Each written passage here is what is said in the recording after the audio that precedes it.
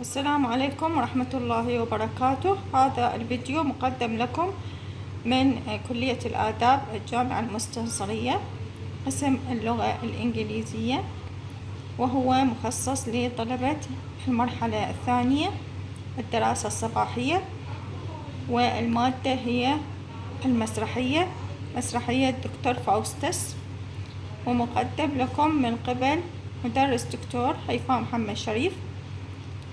Now this video lecture is presented by Dr. Haifa Muhammad, and it is intended to be presented for second year morning classes in the College of Arts Department of English, Mustansiriya University.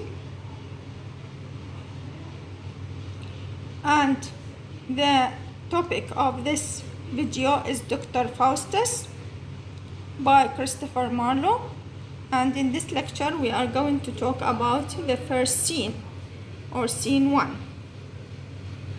Now, as we said, that Dr. Faustus is a tragedy, and this is the first cover of the play of Dr. Faustus. Now, the main points of this lecture are: first, we are going to talk about the character of Dr. Faustus. Then we are going to talk about the theme of black magic. And then we are going to talk about Dr. Faustus' pride. And then we are going to talk about the conflict in the play. And then we are going to talk about the good angel and the bad angel. And then we are going to talk about the characters of Valdez and Cornelius. All this we are going to talk about in this lecture. Now, first of all, we are going to talk about the character of Dr. Faustus. Now, Dr. Faustus, or Dr. John Faustus, is a learned scholar in Germany during the 15th century, who becomes dissatisfied with the limitations of knowledge and pledges or sells his soul to Lucifer. Why? In order to get, or in exchange for, unlimited power.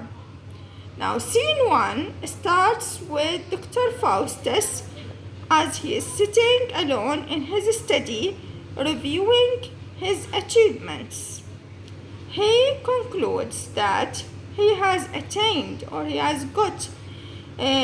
got all mastered and preeminence in all the fields of intellectual knowledge. Here we see that he has mastered everything, so there is nothing for him more to learn. Dear students, now we are going to talk about an important point in this drama, Dr. Faustus, which is the conflict in the play. Now, the first scene sets up the conflict between the limitation of human knowledge and the desire to go beyond their position in the universe. So the entire drama deals with the problem of sin and death and immortality. One of the things Faustus is trying to escape is the limitation of death. Yet, on the other hand, he denies, or he does not believe in death. Now, here we see that there is a contradiction, that he is trying to escape death, but at the same time, he does not believe that there is death. But at the same time, he spends all the time finding ways to escape it. What he does not realize is that by resorting, or by going to necromancy or black magic, he will die a spiritual death also. So this is also death. He is going to die spiritually. his soul is going to die, not only his body. By the end of this drama, he is going to plead to God, to ask God to make him suffer 1,000 years, but that at the end his soul is going to be saved. So what is he now trying to do when he studies black magic and to get unlimited power, supernatural power, is that he is going to put his soul in danger. So he is going to die not only physically, but also spiritually. And this is his problem. Now, we are going to talk about another kind of conflict, which is the internal conflict. Now, this conflict is presented by two characters who are very important in this drama: the good and evil angels in the play. Now, the good angels and the bad angel are very important. They should be written in capital letter. They are two characters who appear to Faustus. They symbolize the two forces struggling for the soul of Faustus, and they represent the internal conflict inside Faustus, or the good and the bad side of his consciousness. Dear students, now we are going to talk about black magic and the concept of black magic.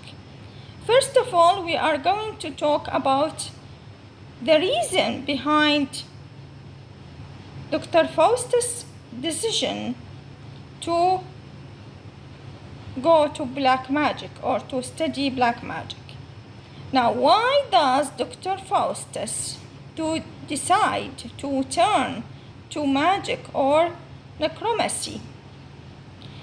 Now, the reason here, we have two reasons. First of all, he wants to get greater power and delight and honor. The second reason, Faustus thinks that he has achieved the end of all studies of the university, and he is dissatisfied with the powers that he has gained from them.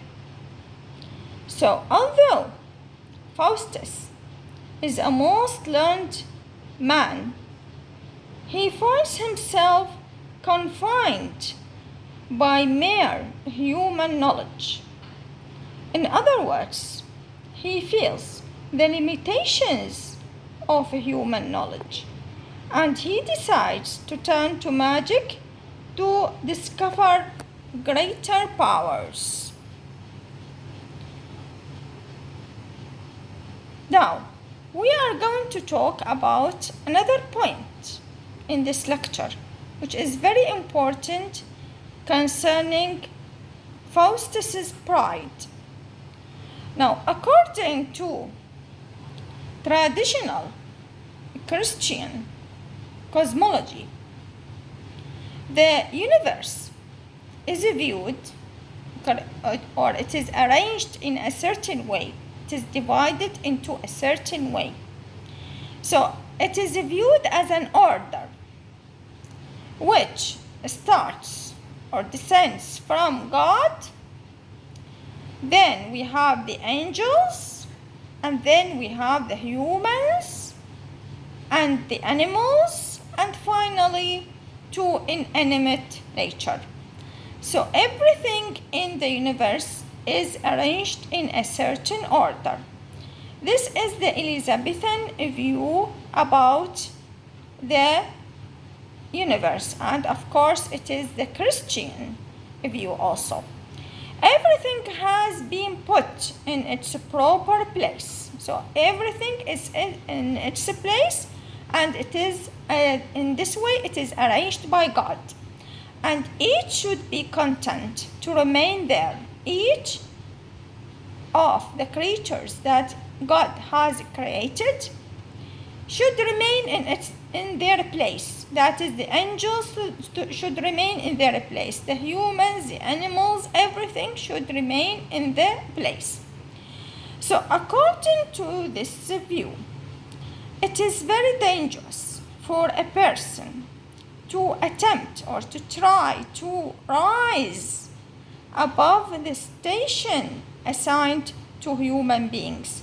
And it is also forbidden to descend to the animal level. So the human beings are in the middle stage between the angels, and he should not try to go above his position and be like the angels, and he should not descend or lower himself and be like the animals.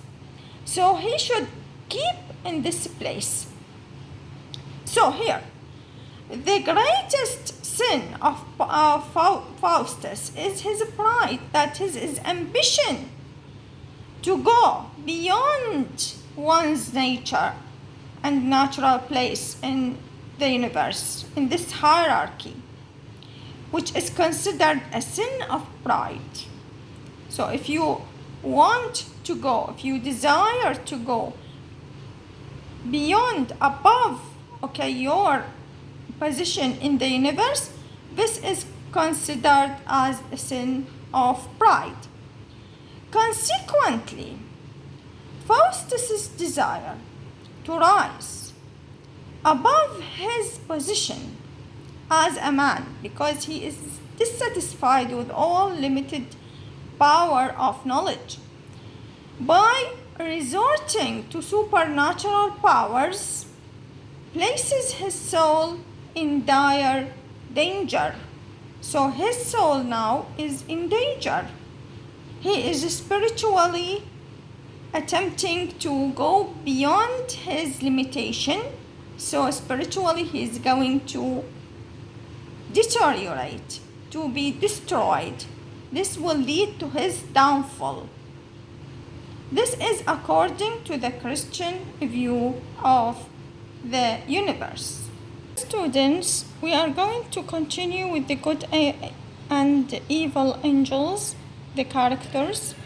What does the good angel and the evil angel advise Faustus to do in scene 1?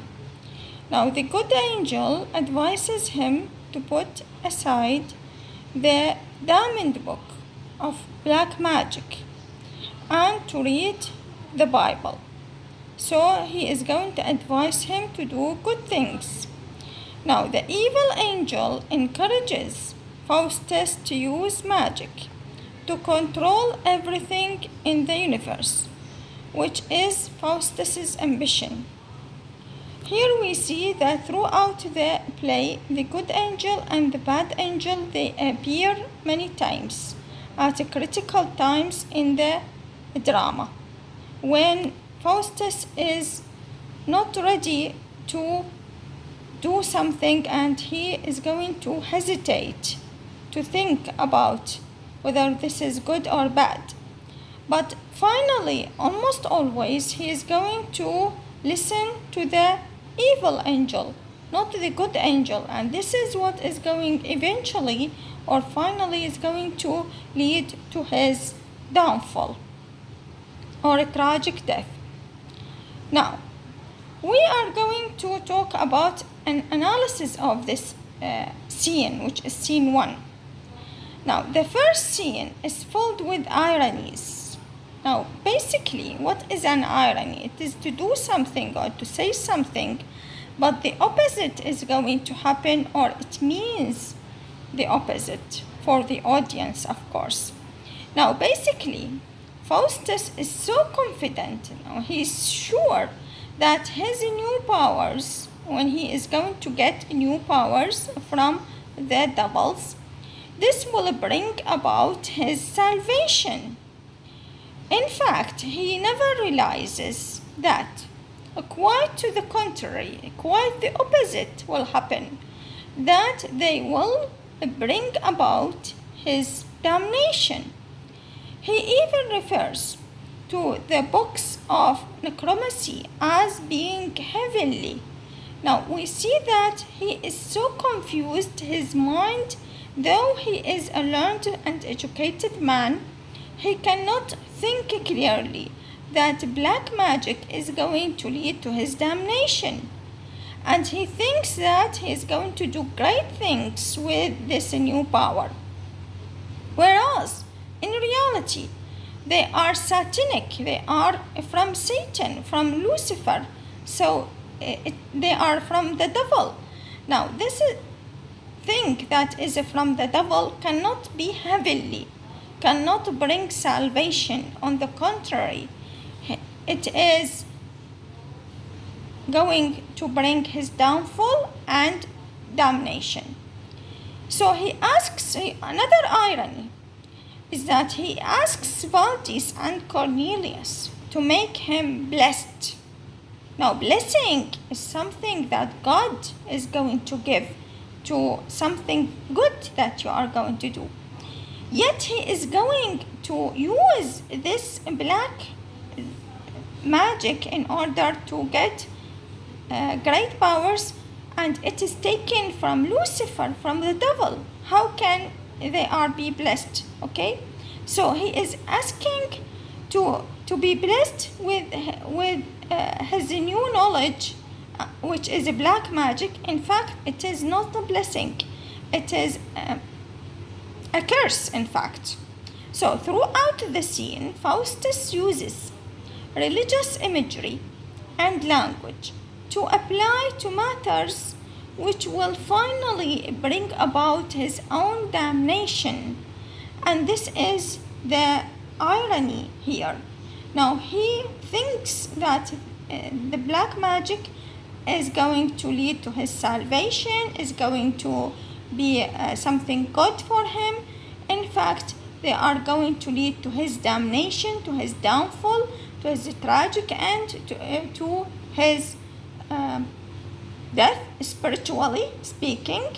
So these things are not good for him. On the contrary, they are very bad for him. But he thinks that they are going to be heavenly and that he is going to be blessed, or he will get some blessing out of this knowledge, this new knowledge. This new knowledge, in fact, and this new power which he will get from Lucifer in exchange of his soul, of course, he will sell his soul to Lucifer, is going to bring his damnation. He is going to go to hell. And it is very dangerous. Here we see that Faustus is not clear in his mind, and he uses something religious for something not religious, for something devilish.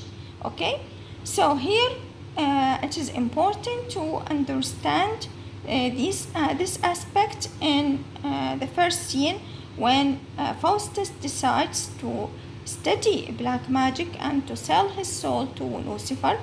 This is the first step towards his damnation. Now, for the rest of this lecture, now we finished with this lecture.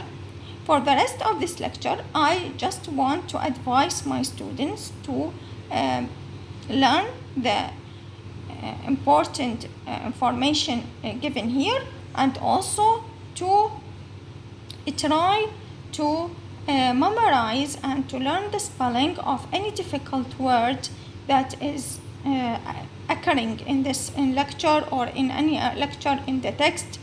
Any difficult word, they should learn the spelling and the meaning in order to understand the drama in a good way. And thanks for watching, and I wish you all the success.